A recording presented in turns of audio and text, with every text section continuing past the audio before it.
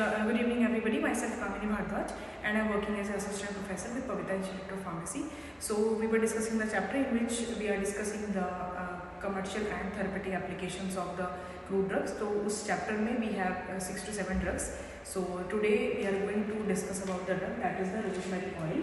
In the last lecture, I just remember we have discussed about the almond oil कि जो almond oil है उसके uses क्या है, उसकी commercial applications क्या है, उसको किस किस industrial purpose पे हम लोग use करते हैं. So that we have finished on that day only. So today we will discuss about the rosemary oil. So like the name is indicating, rosemary means the oil that is made from the roses. जो हमारे गुलाब की पत्तियों से मिलकर जो भी oil बनता है, that is known as the rosemary oil. तो अब रोजमेरी ऑयल की थेरेपेटिक और कमर्शियल एप्लीकेशंस क्या है, उसका बायोलॉजिकल सोर्स क्या है, how we obtain the rosemary oil from the flowers या प्लांट्स, हम कैसे उसको ऑब्टेन करते हैं, कैसे उसको मैन्युफैक्चर करते हैं, कौन सा वाला method we use to follow या वी ऑलवेज फॉलो या the industry follows to extract the volatile oils from the plants and the flowers. तो रोजमेरी ऑयल हमारे पास होते हैं जिसमें हम रोज के पेटल्स मतलब जो पत्तियाँ होती है उसको यूज करके जिस भी ऑयल को हम बनाते हैं, that is known as a rosemary oil. When it comes to like biological source, तो biological source की बात करें तो जो भी ऑयल्स है, I have told you so many times, जितने भी वोलेटाइल ऑयल्स हमारे पास है, that we always obtain from the method that is known as a distillation.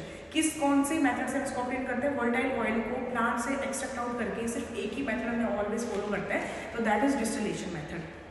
तो अगर बायोलॉजिकल सोर्स की बात करें तो distilled from the flowering tops of leaf twigs of Rosmarinus officinalis. इसका जो बोटैनिकल नेम है वो है रोजमेरिनस ऑफिशिनैलिस. ये जीनस है, ये स्पीशीज है, और इसको हम जो रोज के फ्लावर्स होते हैं, जो पेटल्स होते हैं, उससे हम इसको ऑब्टेन करते हैं, इस वाले ऑयल को. मेथड हम कौन सा फॉलो कर रहे हैं, उस पत्तियों से जब तेल निकाल रहे हैं, डिस्टिलेशन मेथड हम हमेशा फॉलो करते हैं जब भी हम वोलेटाइल प्लांट से निकालते हैं. ठीक है. When it comes to family, Lamiaceae family से बिलोंग करता है. Again I am repeating, Lamiaceae इसकी फैमिली होती है. रोजमेरिनस एक जीनस है, ऑफिशिनैलिस स्पीशीज है, इसका टोटल पूरा बोटैनिकल नेम है. देन केमिकल कॉन्स्टिट्यूएंट्स की अगर हम बात करें तो सबसे ज़्यादा इसमें क्या होता है, 1 to 2% ऑफ वोलेटाइल ऑयल्स के अंदर प्रेजेंट है. सिनियोल रहता है, बोर्नियोल रहता है, कैम्फर रहता है इसके अंदर. 0.8 to 6% ऑफ एस्टर्स रहते हैं. एस्टर्स होते हैं स्वीट स्मेलिंग कंपाउंड, जिनके अंदर बहुत अच्छी स्मेल प्रेजेंट होती है, उनका बोलते हैं esters. Then we have rosmarinic acid, जो chemical constituent this is resemble to the name of the drug. ये तो हमारे ड्रग के नाम से रिजेंबल कर रहा है, रोजमेरिनस ऑफिशिनैलिस. ये हमारे वो केमिकल कॉन्स्टिट्यूएंट है जिनके अंदर मेडिसिन प्रॉपर्टीज या फार्माकोलॉजिकल एक्शंस रहते हैं, जिनकी वजह से हम इसको ऑयल को फॉर्मुलेशंस में यूज करते हैं, इन केमिकल कॉन्स्टिट्यूएंट्स को. Now the main basic part of this chapter या basic part of the drug, that is the commercial applications या therapeutic applications हम इसको बोल सकते हैं. commercial applications हमेशा वो वाले applications होते हैं जिससे हमें इनकम का सोर्स जनरेट हो रहा है, जहाँ से हमें इनकम मिल रही है, पैसे मिल रहे हैं, उसको बोलते हैं हम commercial applications. therapeutic applications वो applications होती है कि ये हमारी बॉडी में कौन से डिसऑर्डर को, कौन सी बीमारियों को ट्रीट कर रहा है, that is known as a therapeutic applications. अब सबसे फर्स्ट ऑफ ऑल तो अब रोजमेरी है, रोज के पेटल से मिलकर अगर बन रहा है, परफ्यूम्स में यूज करते हैं क्योंकि इसकी खुशबू बहुत अच्छी होती है, तो that is using perfumery industry. बहुत सारे परफ्यूम्स अवेलेबल है जिनकी सिर्फ रोज की स्मेल होती है, तो इसको हम सबसे पहले वहाँ यूज करते हैं. फिर अगर हम ब्यूटी प्रोडक्ट्स की बात करें, कॉस्मेटिक्स की अगर हम बात करें, तो रोज के बहुत सारे सिरम भी आते हैं. Rose serum is one of the famous serum of some like herbal company. हम उसको टोनर लगाते हैं, अपने फेस पे लगाते हैं. गुलाब जल हम अप्लाई कर रहे हैं, वो सब रोजमेरी ऑयल होता है. गुलाब जल अपने फेस पे अप्लाई करते हैं तो हमारे फेस पे जो छोटे छोटे पिंपल्स होते हैं वो भी नहीं रहते हैं. इस तरह से रोजेस की फॉर्मुलेशंस के, परफ्यूम्स के, टोनर के बहुत सारे यूजेस होते हैं. हम डेली लाइफ में इसको बहुत यूज करते हैं, because the reason being why we are using this on the larger extent, that is its fragrance. Due to its fragrance की वजह से हम इसके ऊपर ज़्यादा यूज करते हैं. उसके बाद using aroma therapy. Again same thing, aroma therapy means it has some specific aroma, it has a beautiful aroma. Like you people are very well pretty sure about this fact कि जो roses होते हैं उनकी fragrance बहुत अच्छी होती है, तो इसको हम अरोमा थेरेपी भी यूज़ करते हैं.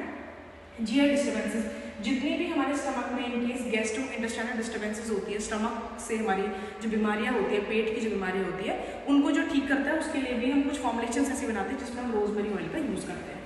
उसके बाद food technology as preservative, antioxidants. किसी फॉर्मुलेशन में हम इसको प्रिजर्वेटिव भी डालते हैं ताकि वो जो हमारी फॉर्मुलेशन हम बना रहे हैं, जो चीज़ बना रहे हैं, ताकि वो आराम से खराब ना हो, तो उसके लिए हम उसको ऐड करते हैं. उसका एंटीऑक्सीडेंट्स की तरह से भी हम रोजमेरी ऑयल को यूज़ करते हैं. Then we have anti dandruff hair oil and dandruff shampoo. जो हमारे हेयर्स पे है, जो हमारे स्कल्प के ऊपर जो डैंड्रफ की दिक्कत होती है, उस चीज़ से प्रिवेंट करने के लिए भी हम रोजमेरी ऑयल का यूज़ कर सकते हैं. उसके अलावा इसकी शैम्पू भी बनती है, एंटी डैंड्रफ शैम्पू होती है. उसके बाद एंटी डैंड्रफ ऑयल भी हमारे पास होता है. The protein shampoo for oily greasy hair, जिनके बालों में, जिन भी पर्सन के बालों में तेल ज़्यादा आता है, ग्रीसी चिकने चिकने से बाल होते हैं, उनके लिए एक शैम्पू बनाया जाता है ये रोजमेरी ऑयल को मिक्स करके, जिसको प्रोटीन शैम्पू बोलते हैं, जो हमारी हेड की स्काल्प की ऑयलनेस को रिमूव करता है और हमारी ग्रीसीनेस को रिमूव करता है। उसके लिए भी हम इसको यूज़ करते हैं। सो जो भी हम ये डिस्कशन करें, these are all the part of the commercial preparation, क्योंकि इससे कहीं ना कहीं हमारी इनकम की सोर्स जनरेट हो रही है। ये सारी चीज़ें बना रही, सब हम मार्केट में बिक रही हैं, तो ये चीज़ें इनकम का सोर्स ही तो है।